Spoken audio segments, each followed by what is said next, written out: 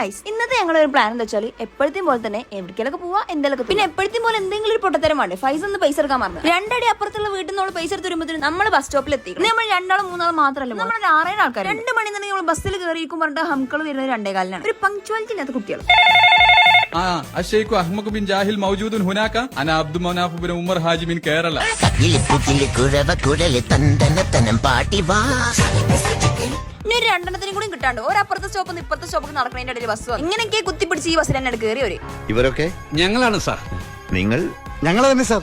അതെ, നിങ്ങൾ ആരാണ്? ഇവരൊക്കെ എന്റെ കൂടെ വന്നവരാണ് സാർ. അതെ, നമ്മുടെ പാലൈസിലെ മെറൂഫ് പുതിയ റൈറ്റ് ഇറക്കിക്കണം. അതിന്റെ ഒരു തിരക്കാണ്. നമ്മൾ നന്നായി ട്രൈ ചെയ്യാൻ വന്നാണ്.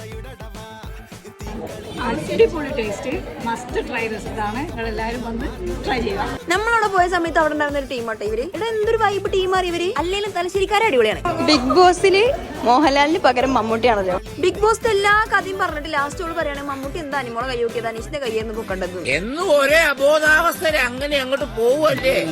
ഓൻ ഒരുപാട് മാറിപ്പോയിട്ടോ. ഓൻ അങ്ങനെ നല്ലായിരുന്നു, ഭയങ്കര ആക്റ്റീവായിട്ടുള്ള മനുഷ്യനായിരുന്നു. അപ്പൊ ഭയങ്കര സൈലന്റ് ആയി, എവിടെയും വിളിച്ചാ വരൂല.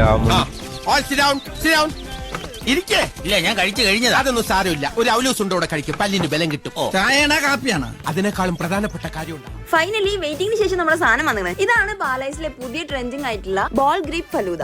ഉള്ളത് പറയാലോ, നല്ല രസമുണ്ടായിരുന്നു. ബ്ലൂബെറിയും അതുപോലെ തന്നെ ഗ്രേപ്പ് ബോൾസ് ഇട്ടിട്ടുള്ള ഒരു അടിപൊളി ഐറ്റം തന്നെ.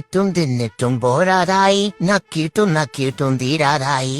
ഇതെല്ലാം കൂടി അരച്ചിട്ടേ നടുവിന് പറ്റാനോ. പിന്നെ അവിടെ പോയാൽ എന്തായാലും കഴിക്കേണ്ട ഒരു ഐറ്റം ആണ് ഈ ഒരു ഡൈനാമിക് ചിക്കൻ. ഞാൻ എപ്പോൾ ഇവിടെ പോയാലും കഴിക്കുന്ന 2 ഐറ്റമാണ് ഈ ഒരു ഡൈനാമിക് ചിക്കനും അതുപോലെ തന്നെ അവരുടെ ലോഡഡ് ഫ്രൈസും. എന്റെ മാതാവേ, വിശന്നിട്ട് വയ്യ. വിശപ്പാ. അനു സാർ കഴിക്കുന്നില്ലേ? ലാസ്റ്റ് ആൻഡ് ഫൈനൽ ആയിട്ട് നമ്മൾ അവിടുന്ന് ഫ്രൈഡ് ചിക്കനും കൂടി ട്രൈ ചെയ്തിട്ടോ. അപ്പൊ ഇന്ന് ഇത്രേ ഉള്ളൂ. ബാക്കി പിന്നെ